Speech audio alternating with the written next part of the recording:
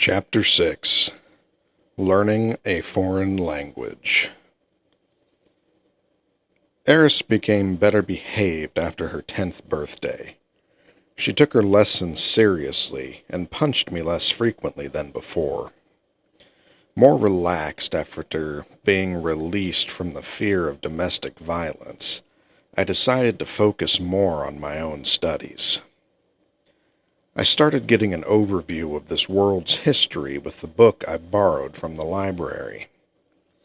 It showed that this world had existed for at least 10,000 years. Its history was truly fantastical. The gist of that history was as follows. More than 100,000 years ago, the world was split into 7 smaller worlds, each with its own god to rule over it. This was called the Ancient Age of the Gods. Those 7 worlds and their respective gods were the worlds of humans, human god; the world of demons, demon god; the world of dragons, dragon god; the world of beasts, beast god; the ocean world, sea god; the sky world, sky god; the barren world, barren god. These worlds were separated by barriers, so coming and going was no easy task. Someone who lived in one world had no idea there were other ones. Only the gods and those strong enough to cross those barriers knew of the other worlds. 20,000 to 10,000 years ago. In the dragon world, an incorrigibly evil dragon god was born. With his incredible and dreadful power, he destroyed the barriers separating the worlds. With his followers, known as the 5 dragon commanders, he began destroying the other worlds. Survivors from each world that was destroyed fled to the other world seeking shelter. When there was only one other world left, the dragon's god's commanders finally turned on him. The head of the 5 dragon commanders, the dragon emperor, and the other 4 dragon kings fought the dragon god and his overwhelming power. 5 versus 1 in a battle to the death. It ended in a draw. The dragon world crumbled in the aftermath, leaving only the human world. That was this world. 10,000 to 8,000 years ago. Known as the Chaotic Period, a period where the ancestors of modern humans and the refugees from other worlds, after being thrown together, began clashing. There exists almost no literature from this period, but according to scholars, after many years of strife, the races slowly became segregated. The beast folk began living in the woods, the water folk controlled the oceans, and the sky folk secured the highest places they could find. There were nearly no dragon folk left, but they avoided attention and lived secretly, while the void folk, who could live anywhere, spread themselves out. That left the humans and the demons to fight between themselves on the plains. At the time, the central continent and the demon continent were still joined by land and called the Great Continent. Approximately 7,000 years ago, martial arts and magic were developed, and the population increased. This was also when the first great human-demon war occurred. As the name implied, it was a head-on collision between the humans and the demons, something like a world war in the world of my previous life. It was a long battle that involved not only humans and demons, but other races as well. Approximately 6,000 years ago, 1,000 years passed as the Great War raged on, with fierce battles and lulls interspersed in between. The hero Aris led his 6 commanders into battle, continuing the hostilities until he defeated the 5 great demon kings and the great emperor of the demon world, Kishirika. Based on the great emperor's name, I guessed they were probably a woman. In my head, I pictured Eris in a leather outfit, cackling loudly. Wait a second. Aris? What the heck was this? Dragon Quest VII? Approximately 5,500 years ago. Being the fools they were, the humans got drunk off power from defeating the demons and began warring against the other races, as well as among themselves. Demons were reportedly used as slaves during this time. This period of constant war continued almost 500 years. 5,000 years ago, the Second Great Human-Demon War broke out. Seeking vengeance for a 1,000-year grudge, Kishirika, the great emperor of the demon world, stirred the demons into action. I thought Kishirika was some sort of name each emperor received as they took the throne, but apparently the emperor was immortal. Even if they died, they would revive hundreds of years later. Perhaps the reason they were called the Great Emperor of the Demon World was because they were a rank above the other dragon emperors. Either way, the demons made allies of the beast folk and the sea folk, overwhelming the humans. The humans were driven into a corner. 4,200 years ago, the Second Great Human-Demon War came to an end. The warmongering humans fought for 800 years without admitting defeat and finally forced their enemy back. This was thanks to the efforts of the legendary hero, Golden Knight Aldebaran. This guy was a total cheater. He routed over 10,000 men by himself. He defeated all the powerful demons he encountered and fought one-on-one with the great demon emperor. His final attack was so powerful it created a hole in the great continent, splitting it into the central continent and the demon continent, with the Ringus Sea in between. One passage wrote that he was the human god himself.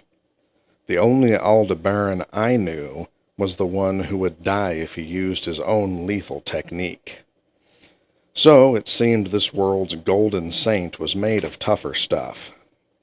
The whole bit about him splitting the continent sounded like a load of garbage, but it was true that the continent separated into 2, forming a new ocean. A long-sought peace finally settled over the land once the continents split. 4,200 to 1,000 years ago. Time passed quickly after that. The world was at peace, but the demons were being driven from the central continent. The humans were a clever bunch, using diplomacy to corral all the demons onto the demon continent. The central continent's lands were naturally lush and easy to live on, whereas the demon continent's land was barren and prone to magic accumulating in certain areas. By forcing the last of those foul demons onto the demon continent and blockading it, the demons were metaphorically slipping a silk cord around their necks and strangling them with it. This was all done with the cooperation of the other races, in the hopes there would never be another great human-demon war ever again. The demons most likely resisted this in some way. They were, after all, on the receiving end of a concentrated attack. But whatever the reaction was, no war broke out. As a result, they soon became desensitized to the way they had been restricted from leaving their continent. In that harsh environment, with scarce resources being fought over, civil war naturally broke out. This forged them into fierce warriors, but their numbers dwindled. 1,000 years ago, the demon god Laplace came into being. In the long history of demons, there were many demon kings and demon emperors, but there was only ever one who people referred to as the demon god. In a relative blink of the eye, Laplace rallied the demons and conquered the demon continent. The records from battles at this time turned into war chronicles that were passed down. Even now on the demon continent, Laplace is still treated like an idol. Laplace spent many years cultivating his empire, grooming his race to be tough and fierce. 500 years ago, the start of Laplace's military campaign. After many long years spent winning over the sea folk and beast folk, Laplace finally made his assault on the central continent. The humans were forced into a war far more brutal than any they had fought before. Laplace launched his invasion from the south, drawing all the humans' military power there. Then he sent his worms upon the land, making passage through the mountains impossible. After that, he took the humans by storm, attacking with a separate unit from the north, scattering his enemies. In a short time, he had gained total control of the north and the south.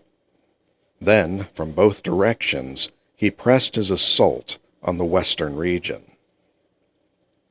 400 years ago. Forced into a corner, the humans took their last gamble. The 7 heroes convinced the sea folk to lift their blockade, then set out on the sea for the Milis continent. Milis had escaped the invasion for many reasons, such as the barrier around Holy Milis, its robust army of holy knights, and the topography that made it difficult for a large army to disembark. Part of the reason they were so isolated was also due to a great forest that covered the north. Now allied with the demons, the beast folk had taken control of the holy city of Milis. So the 7 heroes set about persuading them to their side. Or rather, the 7 went to the head of each clan, took their children hostage, and threatened them into cooperation. In the book, it was written that the children cooperated willingly, but I wasn't deceived by such an obvious spin. It came to the day of the decisive battle. The last remaining kingdom of humans on the central continent, the kingdom of Asura, mounted all their effort for the final battle. Soon the 7 heroes came, leading the holy knights of Milis and the beast folk in an assault on Laplace's main stronghold. After a violent confrontation, 4 of the 7 heroes were dead, but they successfully sealed Laplace away and destroyed his closest companions. 3 heroes survived: the Dragon King Urupin, the North God Kalman, and the armored Dragon King Perugius. They were referred to as the 3 legendary demon god slayers, but they didn't slay anything. Though Laplace was defeated, the humans were greatly exhausted from the battle and couldn't keep up the fight anymore. Instead, they signed a treaty with one of the demon kings back on the demon continent, one that wasn't allied with Laplace and led a more moderate faction of the demons. The blockade on the demon continent was lifted. The demons could now freely travel to other continents. According to the terms of the treaty, racial discrimination against demons was prohibited. It was like the United Declaration of Human Rights in my previous world. Present day. The deep-seated trend of discrimination against the demons continued, but things were mostly peaceful. From all of this, I understood a couple of things. 1. Cutting things off at the number 7 was done for historical reasons. There were 7 legendary heroes and 7 worlds. Thus, the lucky number was 7. 6 was unlucky, since there were 5 dragon generals and 5 demon kings, each of which made 6 when counted with their respective leaders. 2. The various races like the elves, dwarves, and halflings were like subspecies, but they were counted among the demons. It was possible they were new races that had developed during the chaotic period. Or perhaps they had something to do with the barren folk that first came over. Incidentally, part of the reason so much knowledge about this long history existed was because some species were immortal. This was the case for the great demon emperor Kishirika, as well as a few other demon kings. Perhaps there was some sort of magic that made them live forever. By learning about the history of this world, I also turned up some information about other languages that existed here. The most commonly used ones were the human tongue, used on the central continent, the beast god tongue, used in the northern part of the Milis continent, the fighting god tongue, used on the Begarit continent, the sky god tongue, used on the divine continent, the demon god tongue, used on the demon continent, the sea god tongue, used throughout the seas. To distinguish them, the languages were named after the gods of the various races residing on different continents. Only the human language didn't use that convention, a decision that might incur their god's wrath. The humans who spoke the human tongue on the central continent were divided into 3 regions: North, West, and South. Each region's language had minor differences from the others, something like the difference between American and British English. My native tongue was the Western dialect of the human tongue. Apparently, that dialect was mutually intelligible to those in the north, but in other regions it was best not to use it. Men from the western region were thought to be wealthy, and wealth only attracted unwanted, sometimes unfortunate, attention. The Milis continent was also split between the north and the south. The north spoke the beast god tongue, while the south spoke the human tongue. As for the sea folk lived all over the waters of the world. I had heard the term fish people before, but never seen them in the city. On top of my regular monthly income, I made and sold figures, assisted Philip in managing the daily hiring of part-time workers, and sometimes resold wares I had bought several months prior. With these little bits here and there, I managed to earn a small amount of coin. Unfortunately, that book I had wanted sold while I wasn't paying attention. I couldn't buy what wasn't for sale. I began thinking about using the money I had saved to buy something else. What could you buy with 4 gold coins? No, there's no need to spend it all at once, I reasoned. That was when a book in a language I didn't know caught my eye. After reading about the world's history and learning about its languages, I remembered how important it was to learn them, which was how I began learning a foreign language. I decided to start with Ghislaine's native language, the beast god tongue. I also wanted to learn the demon god tongue. I decided to send Roxy a letter in hopes that she might teach me, even if just a little. I turned 9. That meant 2 years had passed since I first became Eris's home tutor. I'd spent a year learning the beast god tongue. I had Ghislaine's assistance, but acquiring the language didn't take much time. There weren't many letters to memorize, so as long as you knew its grammatical pattern, it was easy to speak. I was terrible at foreign languages in my previous life, but this body seemed to be good at remembering things. Now I was going to learn the demon god tongue. I bought a cheap book on the language.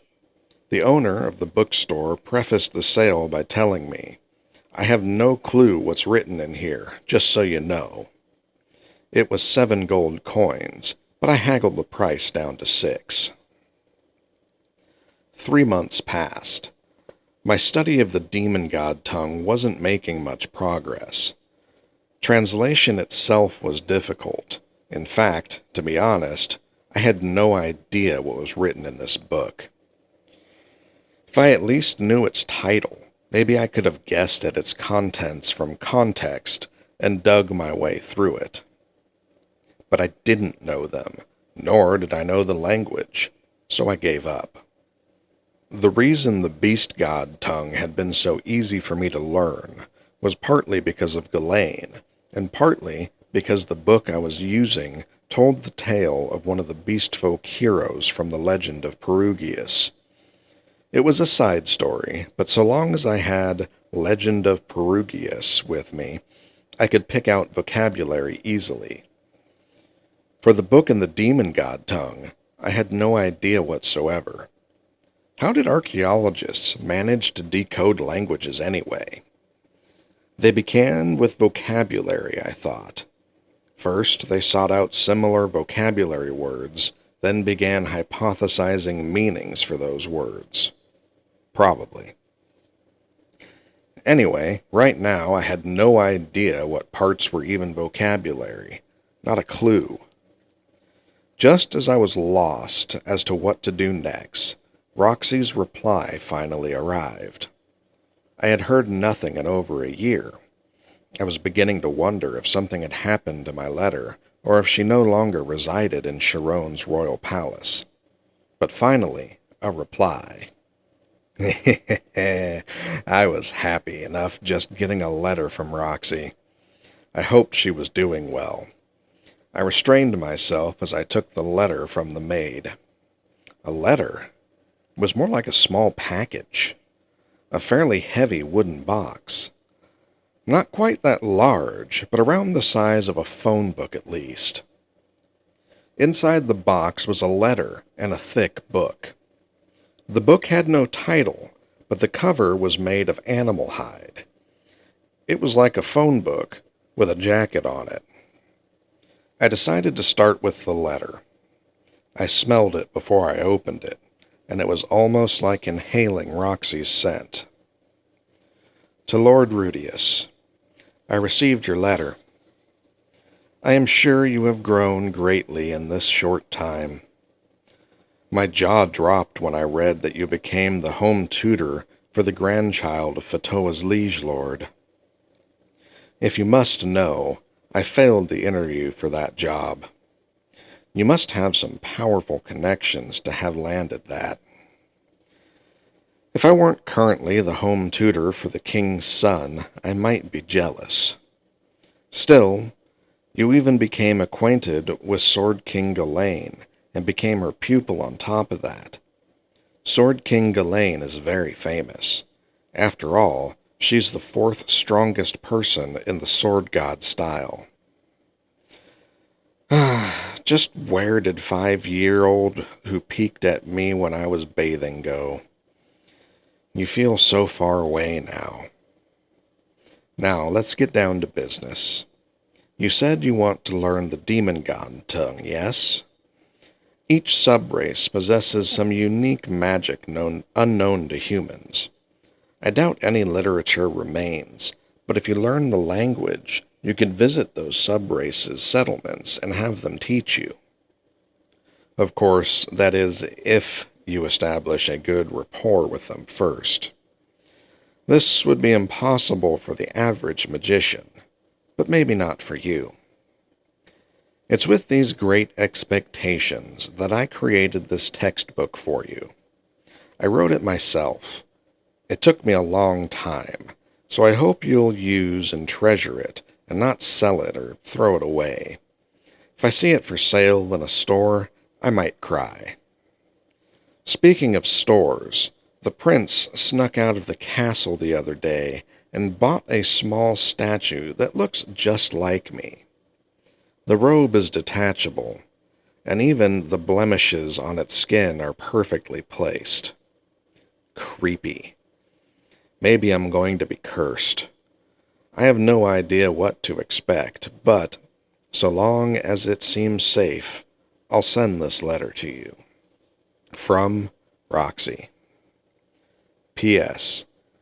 You'll be recognized among adventurers as a magician if you carry a staff. I see. First, the whole thing about me peeking at her bathing was a misunderstanding. I wasn't peeking. I just happened to glance in. Totally coincidence. I mean it. Okay, I did know when she showered, but my peeking in was a fluke. There were times I deliberately took walks around the house, but the time it happened was a pure accident. That aside, was Ghislaine really the fourth strongest person in the Sword God style? There was the Divine tier, Imperial tier, and the King tier. Wait, what? Maybe there were 2 people at the Imperial tier. Did that mean there was only 1 person at the King tier? I heard that most of the sword fighters in the world used the Sword God style, so I thought there would be around 10 people with King tier proficiently. But perhaps that was harder to achieve than I thought. Also, it appeared the Roxy figure I made had accidentally found its way to its subject. That prince had good taste.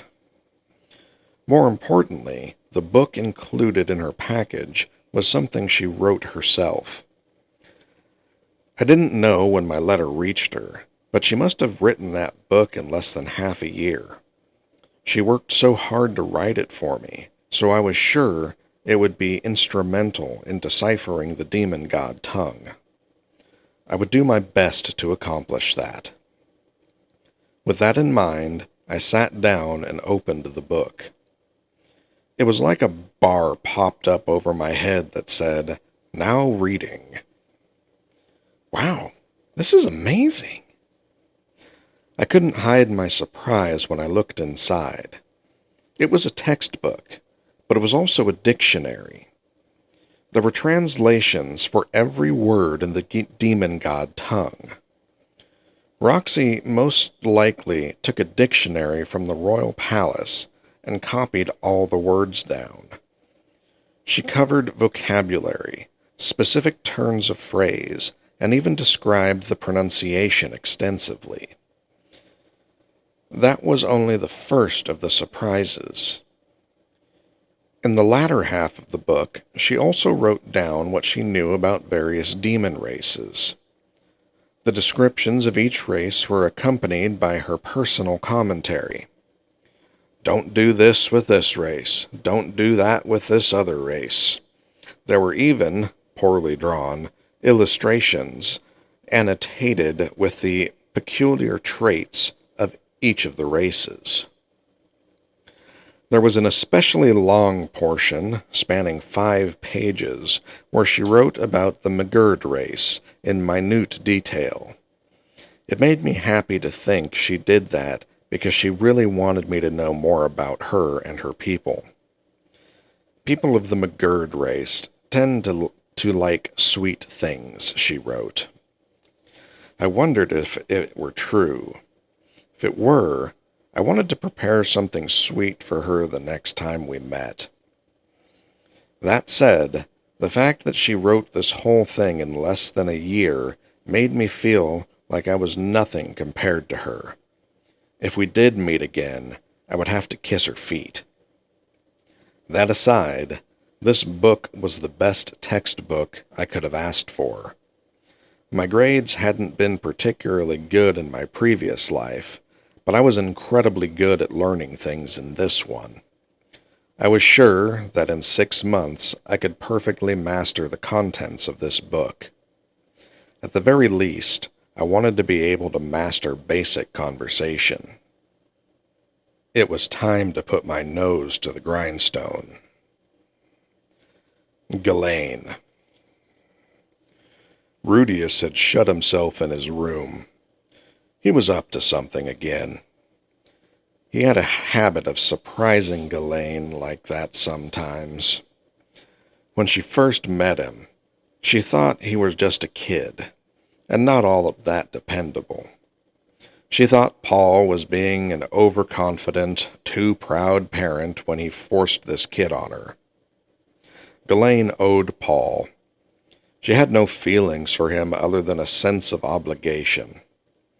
On the off chance that Rudius failed to be appointed Eris's tutor, she still planned to propose that he stay here.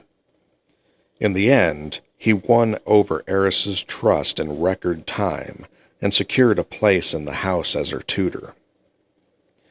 The kidnapping was something he'd proposed. Ghislaine heard that the butler took advantage of the situation out of greed, but when she arrived on the scene to help Rudius and Eris, he was already dealing with the two people hired by the butler on even footing. He managed to manipulate 2 different schools of magic in a unique fighting style, albeit an imperfect one, that overwhelmed his opponents, an advanced tier North God swordsman. He did drop his guard at the end, perhaps because he was still a child, but his combat instincts were genius level for someone of his age. Even for Ghislaine, initiating battle with an opponent over 100 meters away would likely mean defeat. Beyond his fighting instinct, he was exceptional at organizing effective lessons for Eris that were easy to follow. Ghislaine never thought she would be able to learn reading, writing, arithmetic, or receive a wand.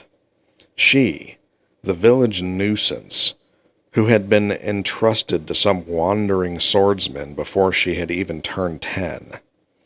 She, who had been turned away from adventuring parties despite being a saint-tier swordswoman. When she finally managed to join one, she was continuously told by some not-too-bright, frivolous man that she had muscles for brains, so there was no point in wasting time thinking. What would those people say if she went home now? Just thinking about it brought her to the brink of a smile. Ghislaine never thought the day would come when thinking about people from her village would make her feel triumphant. And all this, unprecedented, from a boy who would be at the same age as her son if she had one. After her party disbanded, Ghislaine was swindled almost every day. The defrauding left her penniless, but the strict discipline her master instilled in her against touching the belongings of others meant she couldn't turn to thievery. She was on the brink of starvation. That was when Soros and Eris took her in.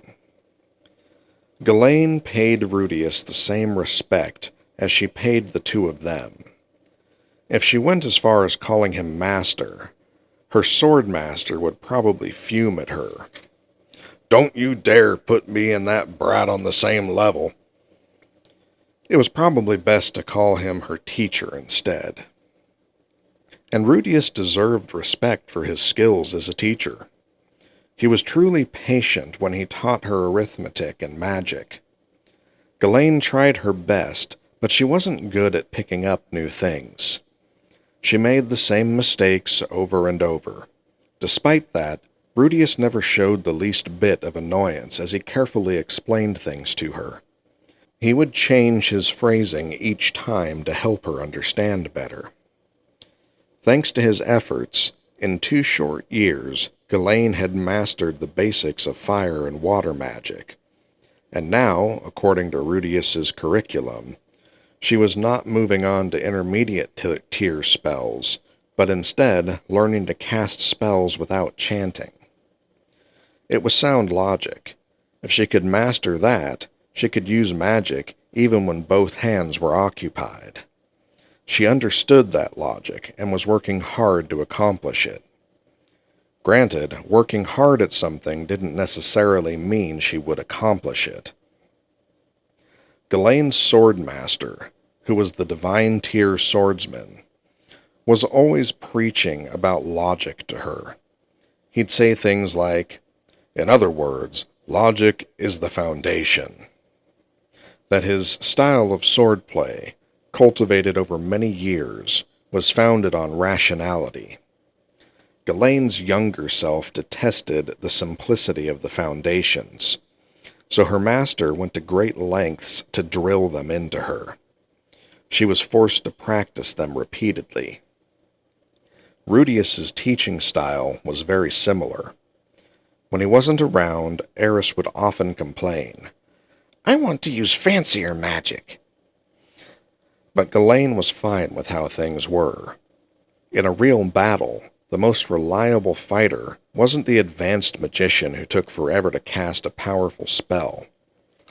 It was the magician who could adapt to the situation and had full mastery of basic and intermediate level magic. In the past, she thought magicians were completely useless in battle. But after seeing Rudius fighting, Ghislaine had changed her mind. An opponent who moved swiftly while using offensive magic to restrict his opponent's movements would be a formidable enemy for any sword fighter.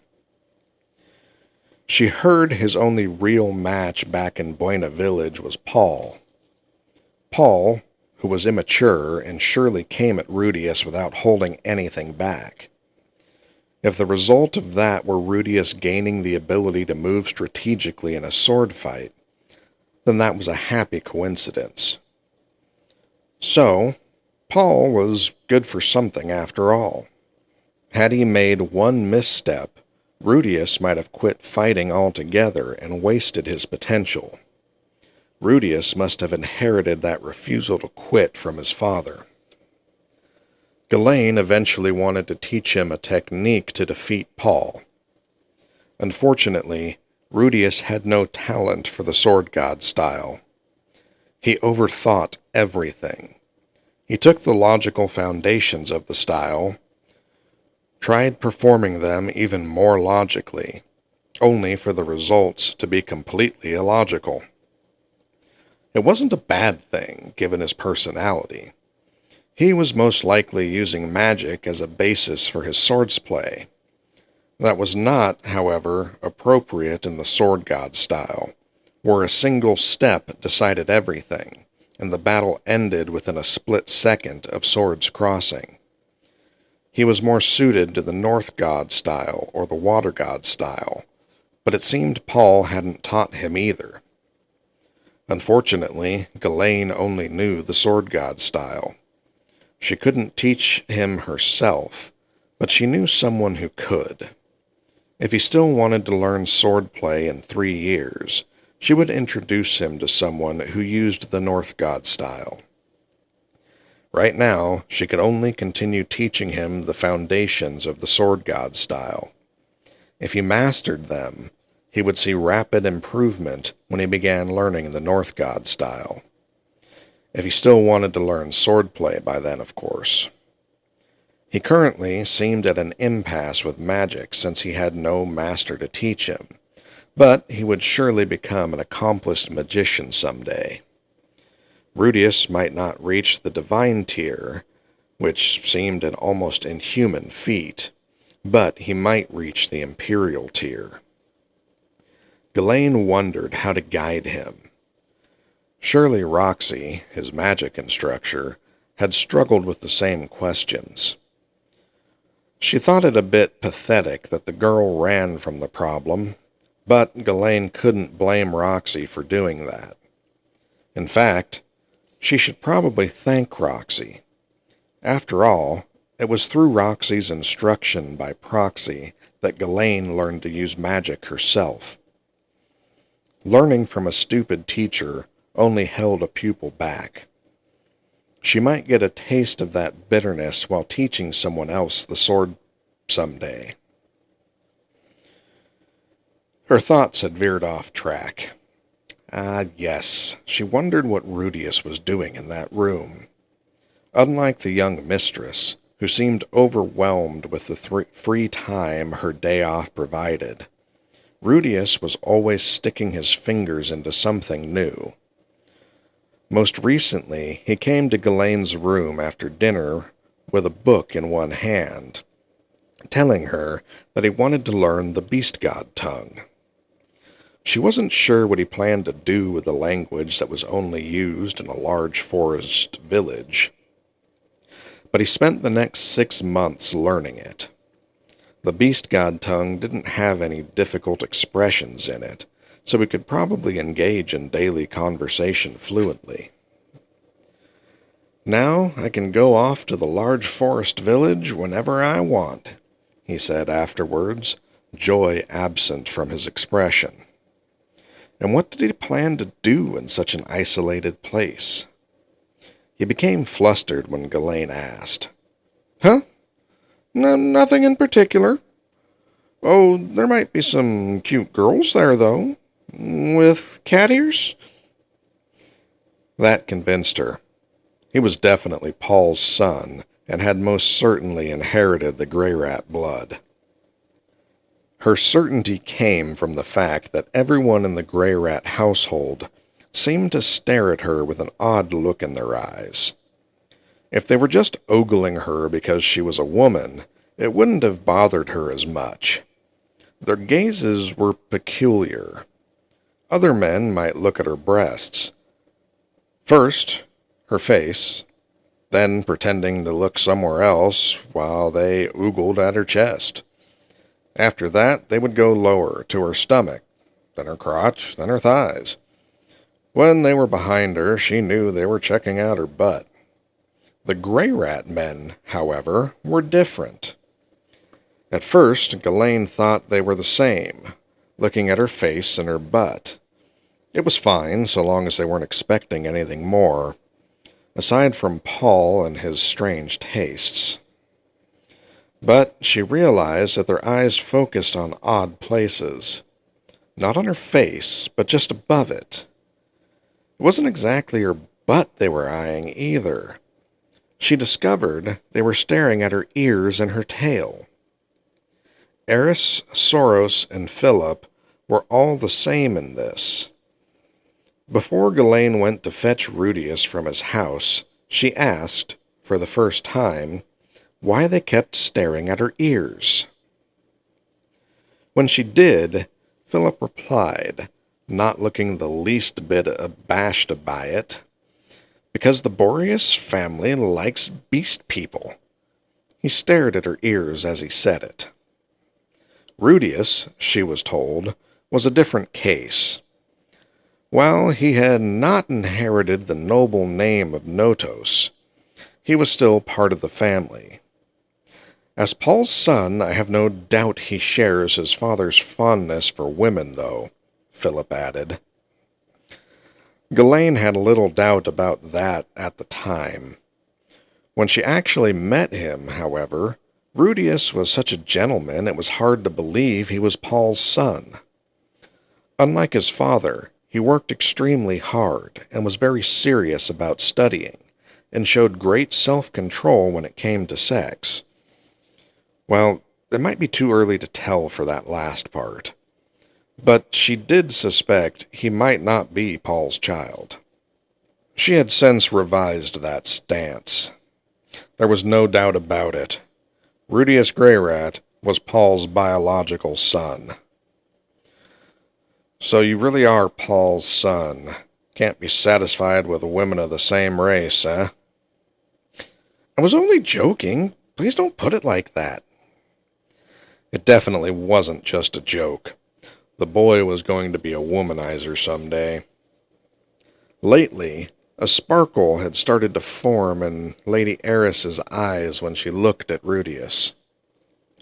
Ghislaine may have been ignorant in the affairs of love, but even she could see it. Eris looked just like Zenith had when she began falling in love with Paul. Rudius had apparently begun learning the demon god tongue lately. First the beast god tongue, now the demon god tongue. In the future, he seemed likely to set out on a quest to meet all the women of the world. Paul once said something similar about traveling around the entire central continent so he could create a harem. He abandoned that on the Millis continent when Zenith caught hold of him, but perhaps Rudius had inherited that idea. Honestly, what a worthless father-son pair. No, Ghislaine respected Rudius. That wasn't a lie. Paul was the only one she held contempt for. Rudius may have shown glimpses of the same disposition, but he had yet to act on it. Yet. He was still a boy worthy of respect. Yes, at least for now. "What's wrong, Ghislaine?" Eris appeared before her as she was lost in thought. Eris had grown a lot in the past 2 years. Ghislaine had first met her 5 years ago. At that time, Ghislaine thought she was an utterly hopeless, selfish little girl. On Eris's first day of sword lessons, Ghislaine trained her until she could barely stand. Then, at night, Eris came at Ghislaine with a wooden sword. Ghislaine put a quick end to that by turning the tables on her, but for months afterward, Eris's fiery gaze tracked Ghislaine, waiting for Ghislaine to drop her guard. Ghislaine used to be a troublesome child herself, so she felt a fondness for Eris. She was just like that when she was younger, after all. In the beginning, Eris would always complain about this or that during training. That finally abated recently, and after her birthday last year, Eris stopped yelling and sullying her clothes. Rather than attributing it to her etiquette lessons, Ghislaine was inclined to think it was because Eris wanted to look good in front of Rudius. Maybe he'd said something to Eris on her birthday, something he had learned from Paul. Ghislaine wasn't sure. The kind of words that would make a woman's very womb tremble. Come to think of it, Eris had stayed the night in Rudius's room. Could it be? No, it wasn't possible. Both were still far too young. Still, Ghislaine wouldn't be surprised if the two of them became a couple eventually. There weren't many men that could handle Eris. I was thinking about Rudius. How come? Eris tilted her head, a shade of jealousy in her eyes. Don't worry, Ghislaine thought. I'm not going to steal him from you. I was wondering, why is he trying to learn the language of the demon continent? He's explained it before. He did? Ghislaine thought she paid attention to his lessons, but she had no idea what spurred his sudden interest in foreign languages. What was it? It might be useful someday, he said. Right. He said that when they were wandering around the stores and when he was writing down the names and prices of different wares. Did that actually ever prove to be of any use? Now that Ghislaine thought about it, that thief in her party a long time ago was very knowledgeable about the market value of consumables. One time, that thief found a shop with healing remedies which were half the usual price and proposed that the group buy them in bulk, only to later discover the goods were all of inferior quality. It was an unpleasant memory. If you didn't know the market value of goods, you might be sold poor quality goods at 2 or 3 times the price and not even know it. At the time, Ghislaine told Rudius that she didn't understand his reasoning, but in hindsight, it seemed a good idea after all. Thanks to Rudius's arithmetic lessons, she would no longer be cheated out of change, but it was still possible she might be deceived if a shop owner tampered with prices to begin with. She couldn't become a trader just because she had learned some math skills, but such skills certainly had many uses. Forget about Rudius for now. You can think about him all you want, and you won't understand him, Eris said. More importantly, Ghislaine, if you're free, accompany me in the sword practice. She had really been devoting herself to the sword lately. Ghislaine wasn't sure why, but perhaps she was feeling some pressure. Rudius was 9. Eris had been the same age when the two of them first met. It was clear he was much more mature now than Eris had been at that age. Not just in reading, writing, arithmetic, and magic, but also in his social skills and conversational prowess. He may have lacked etiquette, but he had manners. He was polite as a trader, and had a sense of humor, too. There was a glint of mischief that made him seem much older than his 9 years. If you interacted with him only through writing, you would probably believe him if he said he was 40. That was apparently a popular scam in the Dragon Kingdom. A literate bandit would pretend to be the son of some noble family and write a letter to the daughter of another noble family. They would spend weeks earning her trust, then draw her beyond the safe confines of her home. Then they would capture her and sell her off to slavers. Perhaps Eris wanted to beat Rudius at one thing. If that thing was swordplay, Ghislaine was more than happy to help. "All right, Eris, to the courtyard." "Okay." She nodded enthusiastically. If Eris continued training in earnest, she might one day surpass Ghislaine. Right now, her skill level was just intermediate tier, but after 3 years of working on the foundations, her potential was beginning to show. Her steps were sharp, fast. Her fighting spirit was beginning to drive her movements. If she learned how to use that consciously, she would definitely reach advanced tier in the sword god style. If she mastered it completely, she could be saint tier. That future surely wasn't too far off. Ghislaine didn't know how much Eris would grow, but if she managed to attain saint tier skills while Ghislaine was still teaching her, then Ghislaine would let Eris meet her master. If possible, Ghislaine would take Rudius along as well. Ghislaine wondered how her master would react to that. She was looking forward to it. Name: Eris B. Greyrat. Occupation: granddaughter of Fatoa's liege lord. Personality: a little violent. Does listen properly. Reading and writing: improving with writing as well. Arithmetic: still bad at division. Magic: can't do any spells without chanting them. Fencing: sword god style, intermediate tier, soon to be advanced tier. Etiquette: can imitate ladylike manners. People she likes: grandfather, Ghislaine, Rudius.